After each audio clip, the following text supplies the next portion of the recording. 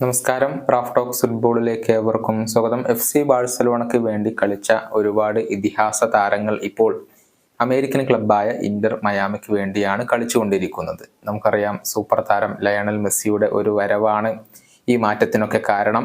പിന്നീട് Jordi ആൽബയും Sergio ബുസ്കറ്റ്സും Inter മയാമിയിൽ എത്തുകയായിരുന്നു. ഏറ്റവും ഒടുവിൽ സുവാരസിനെ സ്വന്തമാക്കാനും ഈ അമേരിക്കൻ ക്ലബിന് കഴിഞ്ഞിട്ടുണ്ട്. ഇതിനു പുറമെ ഇവാൻ റാക്കിറ്റിച്ചുമായി ബന്ധപ്പെട്ട റൂമർ പുറത്തേക്ക് വന്നിരുന്നു. അതായത്, മുൻ ബാഴ്സലോണ താരമായ റാക്കിറ്റിച്ച് നിലവിൽ സ്പാനിഷ് ക്ലബ്ബായ സെവിയ്യക്ക് വേണ്ടിയാണ് കളിച്ചുകൊണ്ടിരിക്കുന്നത്. അദ്ദേഹം ഇന്റർ മയാമിയിലേക്ക് എത്തുമെന്നായിരുന്നു റൂമറുകൾ. എന്നാൽ അത് ഫലം കണ്ടിട്ടില്ല. ലയണൽ മെസ്സിക്കൊപ്പം റാക്കിറ്റിച്ച് ചേരില്ല, മറിച്ച് സൗദി അറേബ്യയിലേക്ക് പോകാൻ റാക്കിറ്റിച്ച് തീരുമാനമെടുത്തു കഴിഞ്ഞു. സൗദി അറേബ്യൻ ക്ലബ്ബായ അൽ ഷബാബ് ആണ് അദ്ദേഹത്തെ സ്വന്തമാക്കുന്നത്.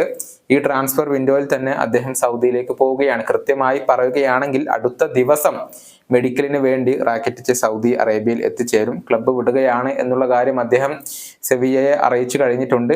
കോൺട്രാക്ട് ടെർമിനേറ്റ് ചെയ്യുകയാണ് ചെയ്യുന്നത്. പ്രമുഖ ഫുട്ബോൾ ജേർണലിസ്റ്റായ ഫാബ്രിസിയോ റൊമാനോയാണ് ഇക്കാര്യം റിപ്പോർട്ട് ചെയ്തിട്ടുള്ളത്. കൂടുതൽ മികച്ച താരങ്ങളെ സ്വന്തമാക്കുക എന്നുള്ളത് തന്നെയാണ് സൗദി ക്ലബ്ബായ അൽ ഷബാബിന്റെ ഇപ്പോഴത്തെ ലക്ഷ്യം. നിലവിൽ മോശം പ്രകടനമാണ് സ്പാനിഷ് ലീഗിൽ റാക്കിറ്റിച്ചിന്റെ ക്ലബ്ബായ സെവിയ്യ നടത്തിക്കൊണ്ടിരിക്കുന്നത്. അതും അദ്ദേഹത്തിന്റെ തീരുമാനത്തിൽ സ്വാധീനം ചെലുത്തിയിട്ടുണ്ട്. 18 ലീഗ് മത്സരങ്ങൾ കളിച്ച ഈ മധ്യനിര താരം 2 ഗോളുകളും 1 അസിസ്റ്റുമാണ് ഇതുവരെ കരസ്ഥമാക്കിയിട്ടുള്ളത്. ഈ വീഡിയോയുടെ അവസാനിപ്പിക്കുന്നു. വീണ്ടും കാണാം.